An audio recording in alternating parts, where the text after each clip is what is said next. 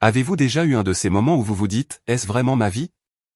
Eh bien, laissez-moi vous raconter le jour où mon propre fils m'a exigé de m'excuser auprès de sa riche femme parce que je l'avais contrarié. Et quand j'ai refusé, il a carrément crié « Excuse-toi ou sors de chez moi ».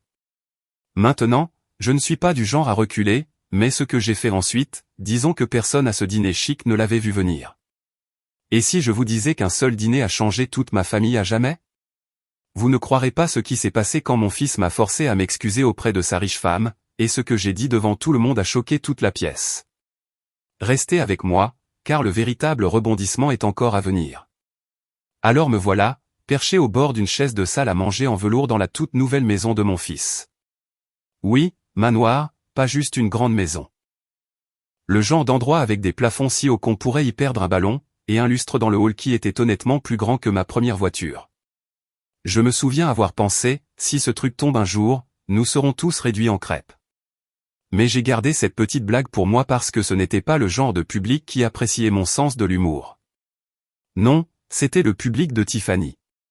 Tiffany, la femme de mon fils, était la reine de la soirée, glissant dans une robe qui coûtait probablement plus cher que ma pension mensuelle. Elle avait cette façon d'être, toujours parfaitement soignée, pas un cheveu qui dépasse, et un sourire qui n'atteignait jamais tout à fait ses yeux. Vous connaissez le genre. Elle montrait tous ces trucs importés, fromage importé, vin importé, huile d'olive importée. Et je n'aurais pas été surprise si elle nous avait dit que l'air était importé des Alpes françaises. Chaque fois qu'elle prononçait le mot importé, elle regardait autour de la table comme si elle s'attendait à des applaudissements. Je me suis contenté d'acquiescer et de sourire, essayant de garder mon visage neutre. Mais à l'intérieur, je roulais des yeux si fort que j'avais peur qu'ils ne restent coincés. La table était dressée comme dans un magazine, verre en cristal, assiette à bordure dorée et serviette pliée en petits signes. J'avais l'impression d'avoir besoin d'un manuel juste pour comprendre quelle fourchette utiliser.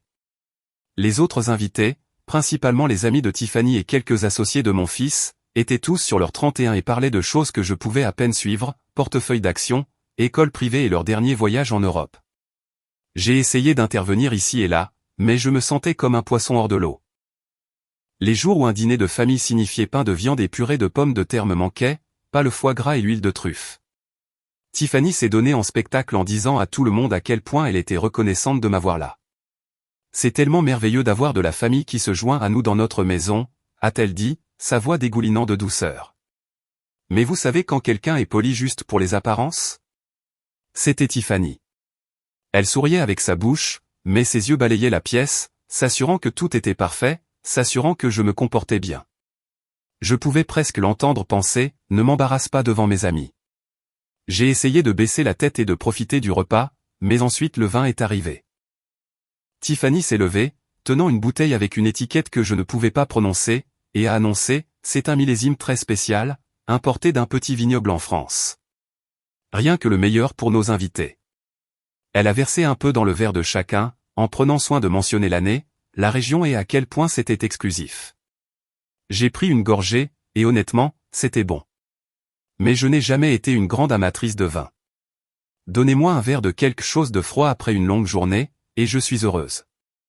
Mais alors, dans un moment dont je réalise maintenant que c'était mon erreur fatale, j'ai regardé la bouteille et j'ai dit, oh, je crois que j'ai vu ça chez Costco la semaine dernière. Ils avaient tout un étalage de vin français en solde. Je voulais que ce soit un commentaire léger, juste pour essayer de me joindre à la conversation. J'ai même souri, espérant que Tiffany rirait avec moi.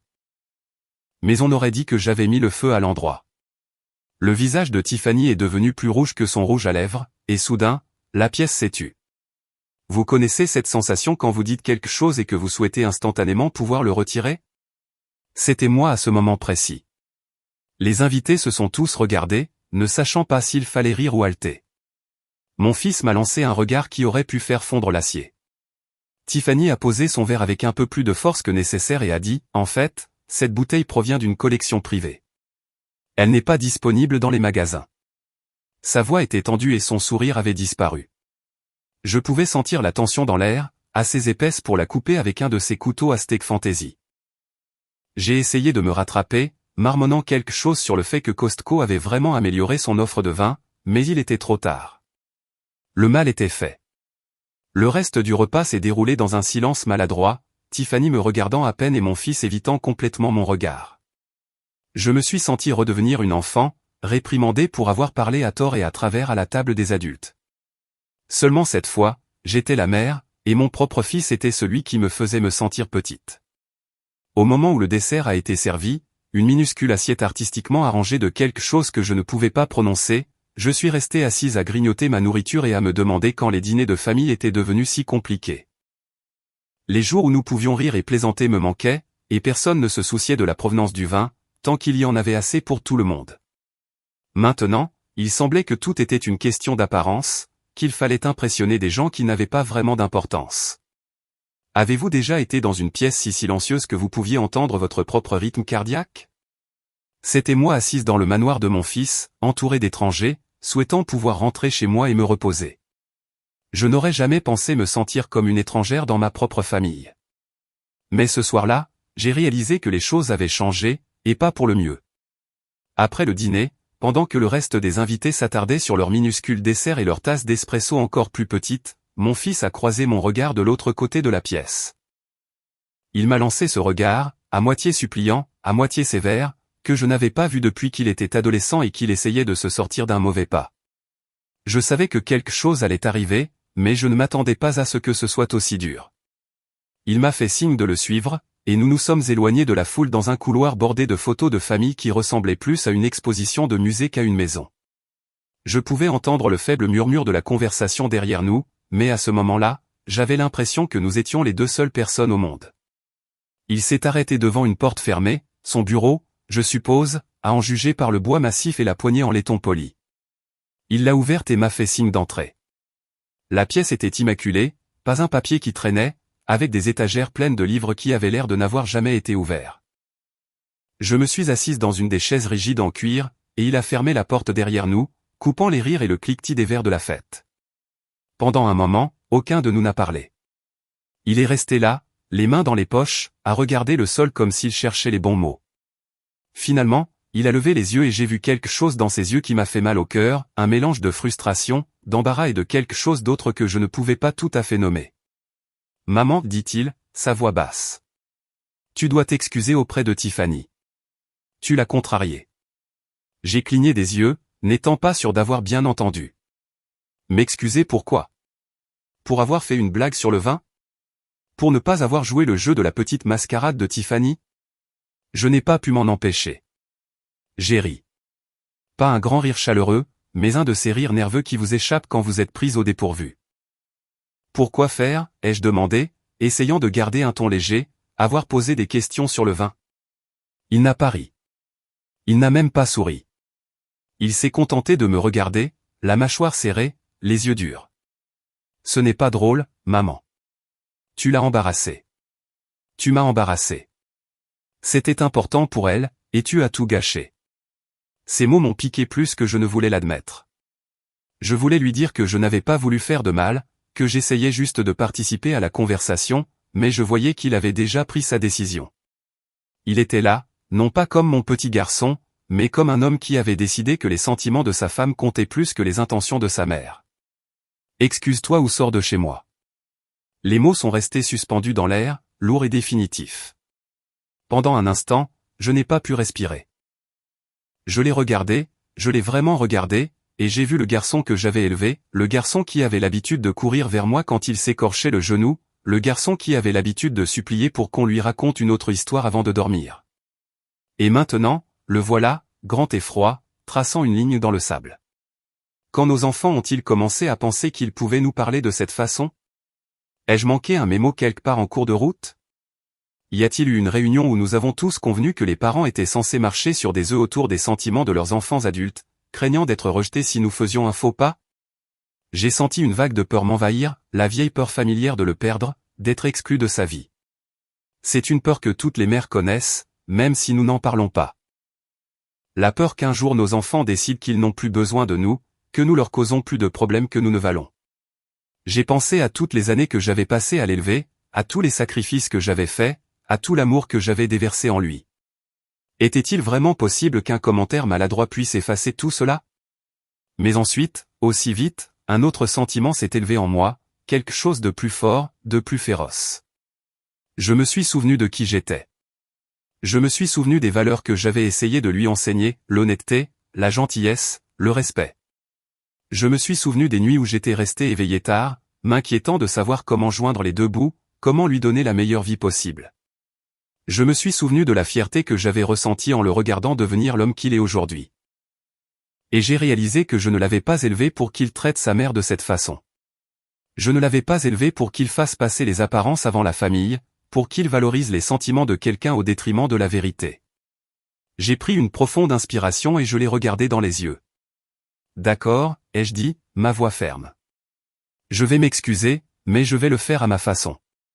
Il a semblé soulagé, mais je pouvais voir qu'il ne me faisait pas tout à fait confiance. Peut-être qu'il pensait que j'allais empirer les choses, ou peut-être qu'il voulait juste que tout soit fini. Quoi qu'il en soit, je me suis levé, j'ai lissé ma robe et je suis sorti du bureau la tête haute. En retournant dans la salle à manger, je pouvais sentir les yeux des invités sur moi, leur curiosité à peine dissimulée.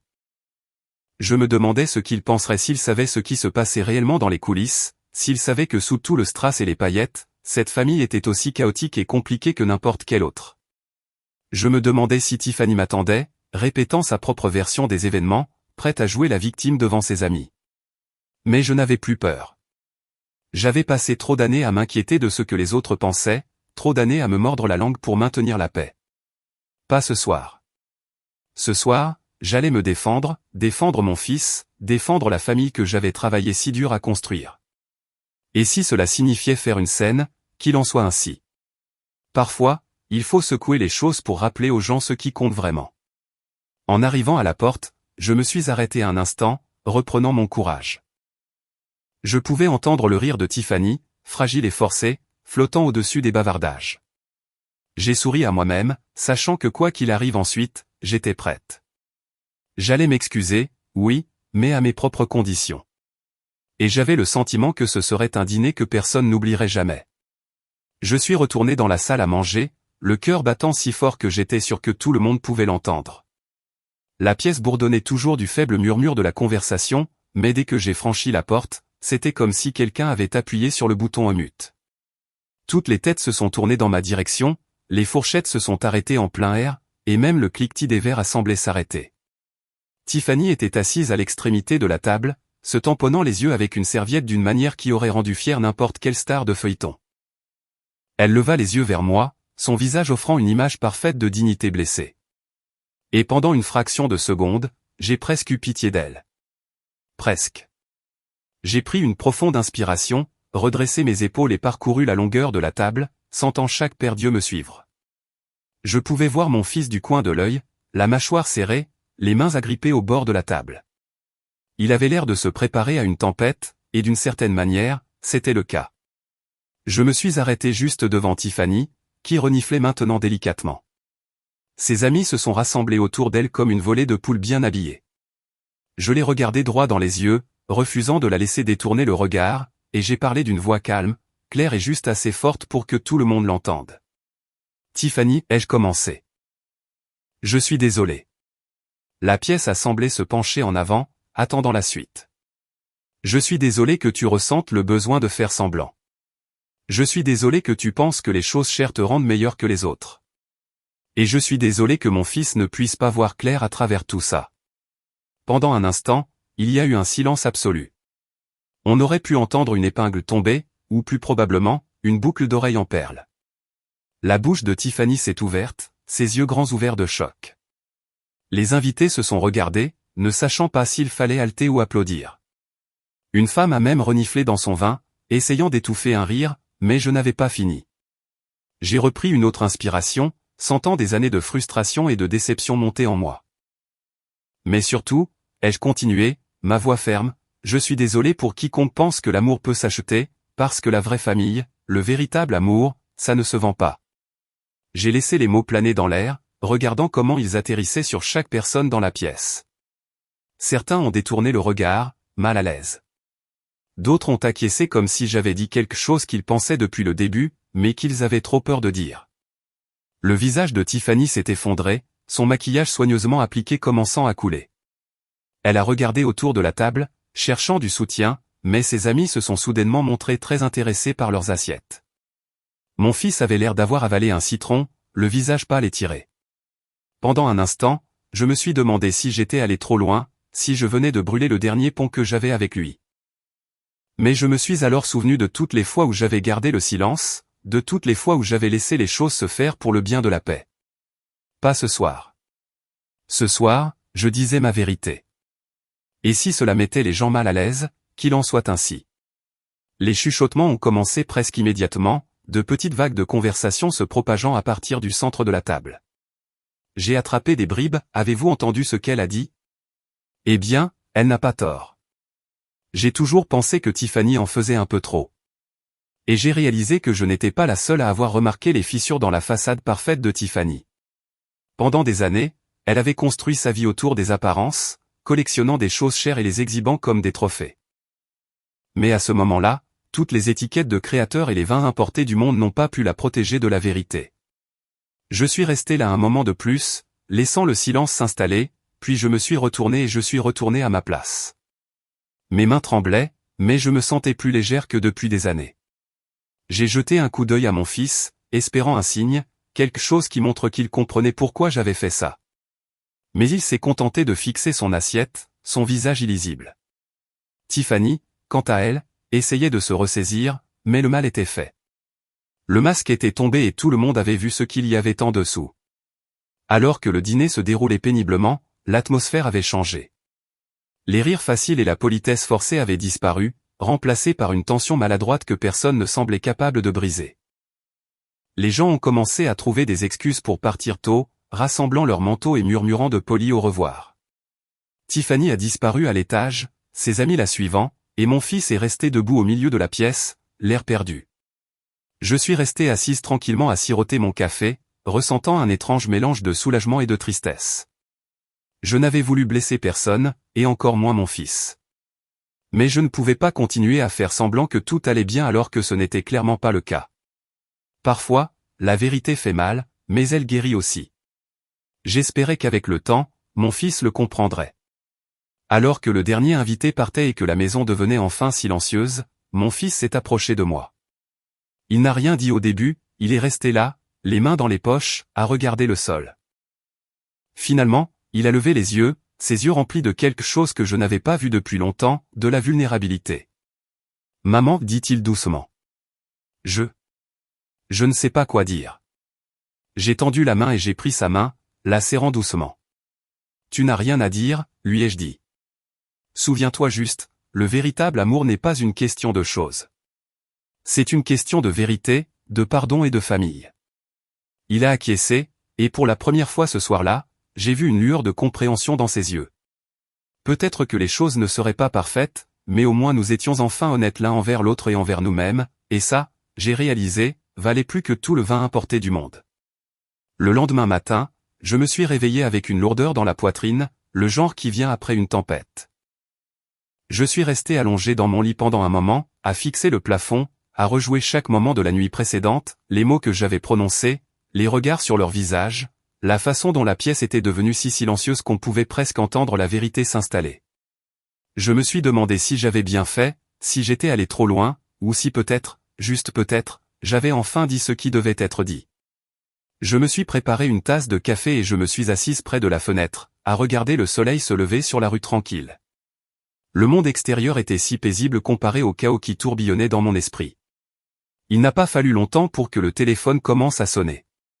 D'abord, c'était ma sœur, qui avait entendu parler de l'incident par un ami d'un ami qui avait été à la fête. « Tu as fait quoi ?» a-t-elle demandé, à moitié choquée, à moitié fière. Je lui ai raconté toute l'histoire, et à la fin, elle riait si fort qu'elle a failli faire tomber le téléphone. « Eh bien, il fallait bien que quelqu'un le dise » a-t-elle dit. J'aurais juste aimé être là pour voir la tête de Tiffany. J'ai souri, me sentant un peu plus légère. Peut-être que je n'étais pas la méchante après tout. Mais au fil des jours, les appels ont continué d'affluer. Certains venaient de vieux amis, d'autres de parents éloignés, tous voulant savoir ce qui s'était réellement passé. Il semblait que mon petit discours avait fait le tour plus vite qu'un feu de forêt. Tout le monde avait un avis. Certains pensaient que j'étais courageuse, d'autres que j'étais téméraire, mais la plupart étaient d'accord sur une chose, il était temps que quelqu'un dénonce ces bêtises. J'ai alors réalisé que je n'étais pas seul. Nous sommes tellement nombreuses, surtout les femmes d'un certain âge, à avoir passé notre vie à nous mordre la langue, à maintenir la paix, à laisser les choses se faire pour le bien de la famille.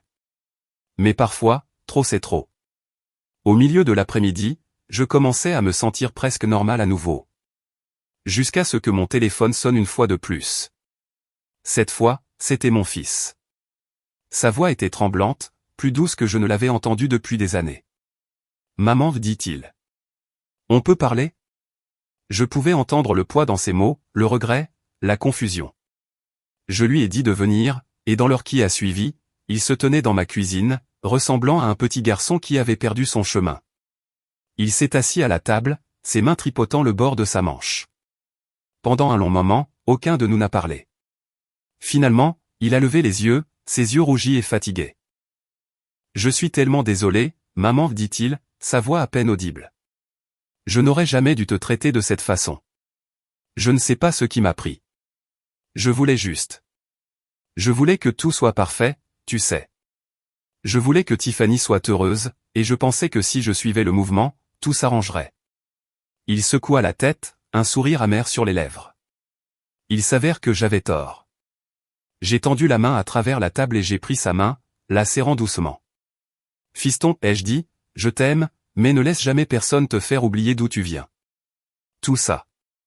J'ai fait un geste autour de ma modeste cuisine, les tasses ébréchées, les rideaux délavés, l'odeur du café frais. C'est ça la réalité.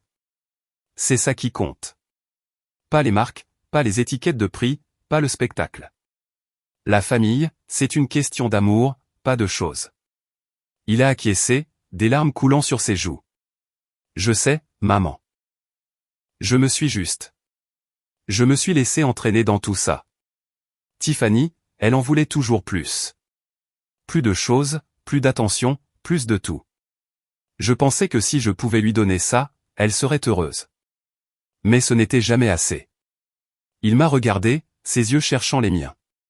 Comment je répare ça? J'ai soupiré, sentant les années de sagesse se poser sur mes épaules. Tu commences par être honnête avec toi-même, avec elle, avec tout le monde. Tu arrêtes de faire semblant, et tu te souviens de qui tu es, et tu te souviens que tu es suffisant tel que tu es. Tu n'as rien à prouver à personne. Alors que nous étions assis là, la vérité a commencé à se dévoiler. Il s'est avéré que le style de vie luxueux de Tiffany n'était que de la poudre aux yeux. Le vin importé dont elle s'était vantée? Costco, comme je l'avais plaisanté. Le sac de créateur qu'elle avait exhibé à chaque rassemblement? Une contrefaçon achetée en ligne pour une fraction du prix. Même les histoires qu'elle avait racontées sur son enfance glamour étaient plus de la fiction que des faits. Un par un, les petits mensonges sont apparus, et avec eux, l'illusion qu'elle avait travaillé si dur à créer a commencé à s'effondrer. Mon fils m'a raconté à quel point il se sentait embarrassé, comment il avait ignoré les signes avant-coureurs parce qu'il voulait tellement croire aux rêves qu'elle lui avait vendus. J'ai écouté, mon cœur souffrant pour lui, mais ressentant aussi un étrange sentiment de soulagement. Peut-être que maintenant il pouvait enfin voir la vérité, pas seulement sur Tiffany, mais sur lui-même, sur ce qui comptait vraiment. Dans les jours qui ont suivi, les choses ont changé. Les amis de Tiffany ont cessé d'appeler. Les invitations aux fêtes chics se sont taries, et la maison qui avait autrefois semblé si pleine de vie se sentait maintenant vide et froide. Mon fils a passé plus de temps avec moi, venant dîner, aidant à la maison, étant simplement présent. Nous avons parlé, vraiment parlé, pour la première fois depuis des années. Ce n'était pas toujours facile. Il y a eu des larmes et des excuses et des moments de silence maladroit, mais c'était réel. Et ça, j'ai réalisé, c'était tout ce que j'avais jamais voulu. Mesdames, parfois se défendre signifie rester seul. Cela signifie risquer la colère, le jugement, la solitude qui accompagne le fait de dire sa vérité. Mais croyez-moi, ça en vaut la peine. Parce que lorsque la poussière retombe, que les masques tombent, et que la vérité est tout ce qui reste, vous saurez que vous avez fait la bonne chose. Et si jamais vous vous retrouvez dans une pièce remplie de faux, rappelez-vous que vous êtes la vraie affaire. Vous êtes celle qui a le courage d'être honnête, d'aimer avec ferveur, et de ne jamais, jamais oublier d'où vous venez. Si vous avez aimé cette histoire, cliquez sur le bouton s'abonner. Restons ensemble, partageons nos histoires et rappelons au monde qu'on ne peut pas mettre de prix sur le respect de soi. Avez-vous déjà eu à vous défendre dans une situation difficile? Racontez-moi ça dans les commentaires. J'aimerais connaître votre histoire.